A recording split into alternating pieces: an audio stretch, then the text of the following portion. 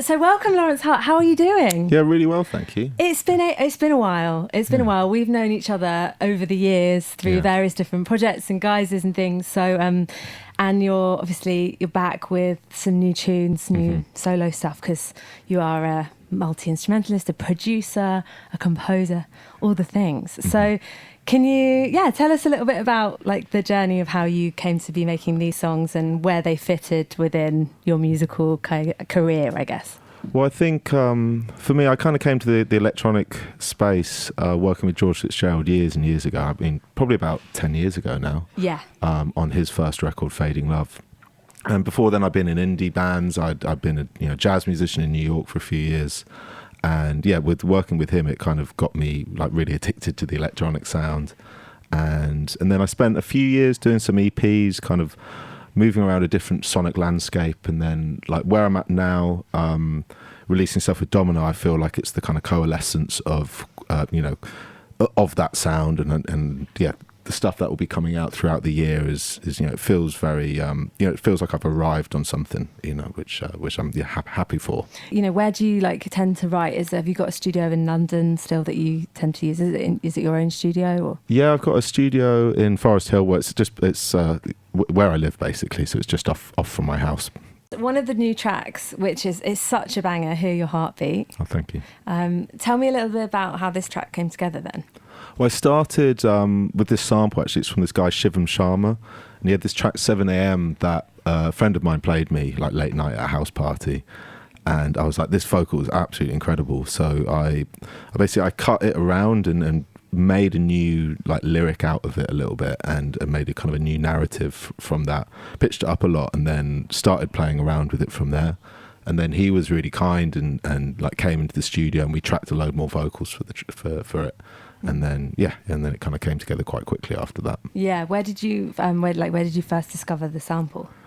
I think it was at my house.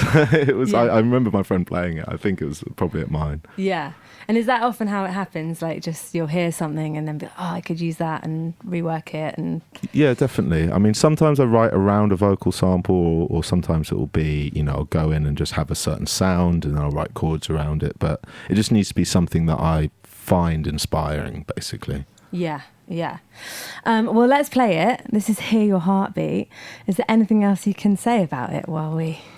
Well, I think the other thing is it had an electro feel at first, so it had 808 drums and very straight groove, and then I took some burial drums and just threw it over to see how the two-step thing would feel, and it felt amazing. So after that point, I kind of spent a day doing my version of a burial beat, basically. So there's a lot of influence from him on this track as well. Yeah. And do you also find with making electronic music now, there's this really beautiful thing where you can take inspiration from so many different genres of music and influences and kind of make your own mash of that sort of thing? Yeah, totally. I think all music is just taking your influences and putting them together and trying to find something new with that. So so I think electronic music is a really great a great platform for that. Yeah. All right, well, let's hear it. So that is the sound of Lawrence Hart's new track, Hear Your Heartbeat. Sounding pretty good in these speakers, I won't lie. Oh, thank you. The speakers in here are perfect. Yeah, it sounded really good. So tell me a bit more about kind of developing into the Lawrence Hart sound and doing solo stuff off the back of obviously lots of various musical producing and being an artist over the years. Well, I think the big part of it was always trying to transmit that that emotional side. Yeah. And I think when I started, I didn't feel like there was a huge amount of dance music at the time that really, that whole minimal thing was happening in Berlin, and which I really like as well. But I remember being in Berlin going there quite a lot for a few years and feeling like there was a bit of a bit devoid of melody or a bit devoid of that level of emotion. And that's when I kind of started feeling I really want to kind of take that emotional side and combine it with the electronic music side. Yeah. And now I feel like it's kind of, especially with people like Fred again, it's kind of everywhere. But yeah, that was kind of the original impetus for it. So do you, over the years, how's your going out changed? Do you still go, do you go out and see lots of DJs and producers or? I'm probably actually going out a bit more than I used to. Like, I had a period in my early 20s where I was going out lots, and then I kind of stopped for a bit as I wanted to spend a lot of time in the studio. And now I'm feeling like I'm at a point now where I've got a bit more space to do that. So I'm enjoying, going out a bit more recently. Yeah. I haven't been to Berghain for a while, but I did get in. Yeah. Have you been a few times? Yeah, I played it in 2019 where I played Panorama Bar. Panorama Bar. Yeah, oh my God, what a bucket list. Yeah, and then that was the last time I've actually been. But then I've been a lot with George Fitzgerald before then. Yeah. Yeah, what was it like playing in Panorama? Oh, it was amazing. Yeah, it was the absolute, probably the best night of my life, I'd say. Yeah, it was absolutely incredible.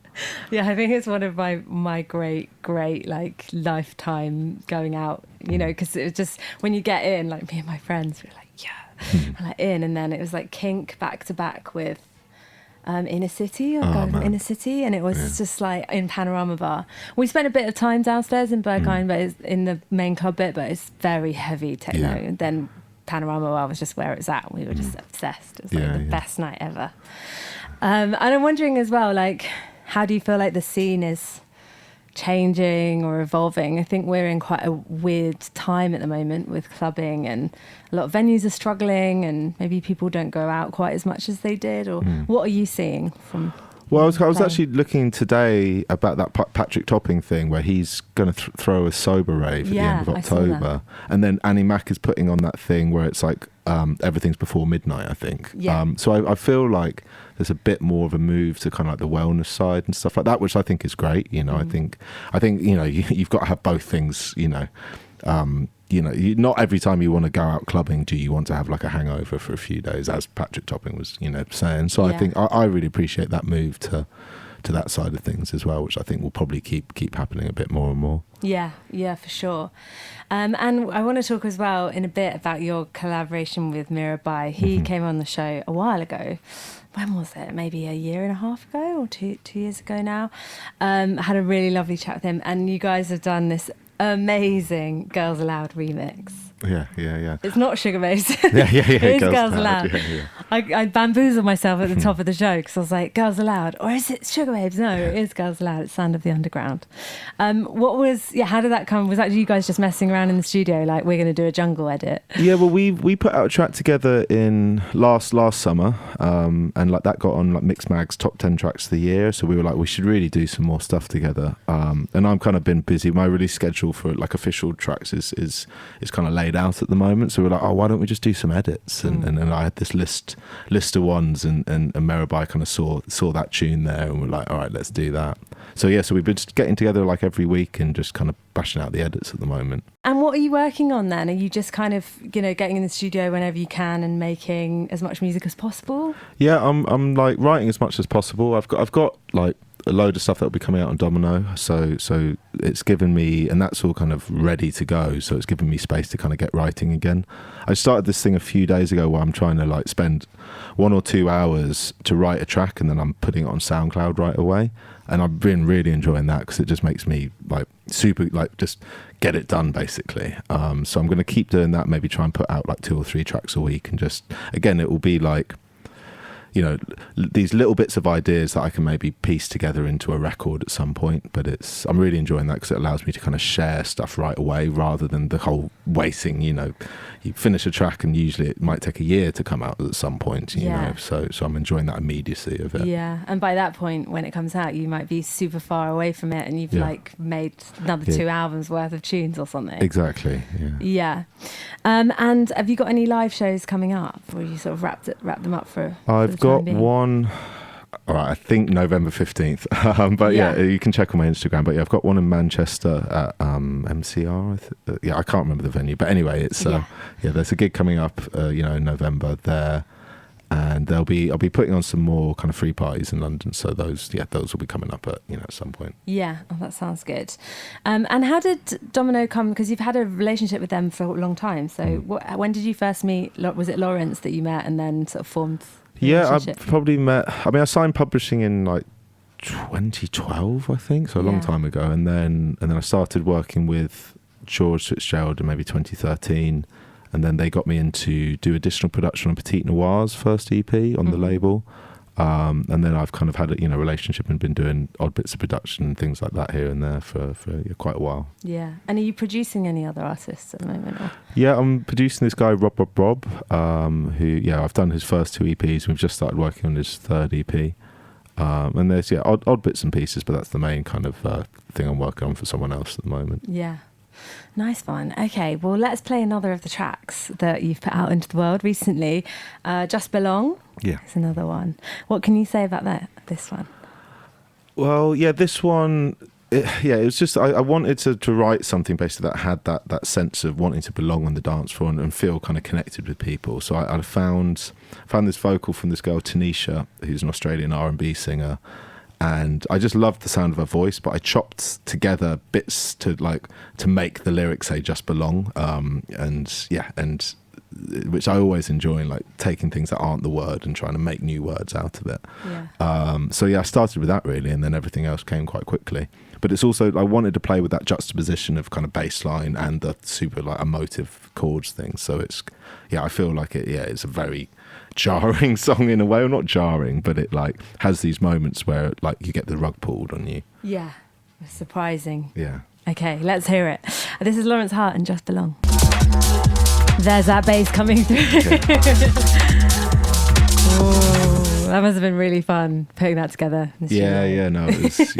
You're just on your own having a proper little rave, just having a little rave, but and then also doing a lot of detailed drawing of automation in Ableton, which is really technical and fiddly when you get into it. Yeah. So Lawrence Hart, that was Just Belong, one of your new tracks. Everyone can go check out your stuff. You're online, obviously, socials, everything. Lawrence Hart. Let's talk about this Mera Bhai. You sort of mentioned it earlier, but this Girls Aloud cover. Because there's a lot of I don't know, Girls Aloud, I guess they're one of the OG girl groups, right? But totally. Lately, they're, I don't know, just the remix that have been floating around have really kicked off this summer, I feel. Yeah, well, it's one I heard for years, and I always felt like I loved the tune, but I always felt like the verse is a little corny. It's great in the pop sense, but in a dance music sense, I always felt like the verse is a little bit corny, and the guitar maybe in the chorus doesn't work in a rave context. Well, so I'm sure someone could make that work. But so I had this idea for ages. I was like, I want to strip that out, just use the main hook, and then basically just use do a kind of jungle version of it, and use a lot of amen breaks. Yeah. And it kind of came together quite quickly because that hook's so strong. It just kind of wrote itself, really. Yeah. And what's your relationship like with jungle music? Is that something you grew up on? Yeah, it's something when I was 11 or 12, I used to go to these kids kind of jungle raves, basically. And then I got into jazz and I kind of left it behind. And then as it kind of started coming back, I started revisiting really, and I've been kind of playing around with breaks for a few years now. So I haven't really made any jungle influenced stuff with my own music, but it's nice to kind of use it in these edits, basically, in a nice space to get that influence out there. Yeah. And this is out there in the world. There's a free download of it as well. So any DJs out there, you can get your hands on it for your sets. And tell me a little bit also about your relationship with Mera Bhai. Yeah, so we met years and years ago, just a house party, I think at my house. And then we just got on so well, and we kind of hung out for a bit. He then asked me to mix one of his, I think it's the first EP I mixed. Of his own or Flamingo's? No, of his own. Yeah. So we had this relationship where we kind of knew each other, we were friendly, but I was kind of mixing his stuff, and then I ended up, when I moved to Forest Hill, and his house is directly opposite mine, basically. And then since then, we've been working loads together and become really close. Yeah. Oh, that's really handy, isn't it? Yeah. Amazing. Well, we're going to play out with this. And thank you so much, Lawrence, for coming in. Oh, thank you. On the show and chatting. And I will be back in 4 weeks' time here on Soho Radio. Thanks for listening to the show today. We're going to finish with this absolute whopper, which is Lawrence Hart and Mera Bhai on Sound of the Underground, Girls Aloud. Bye.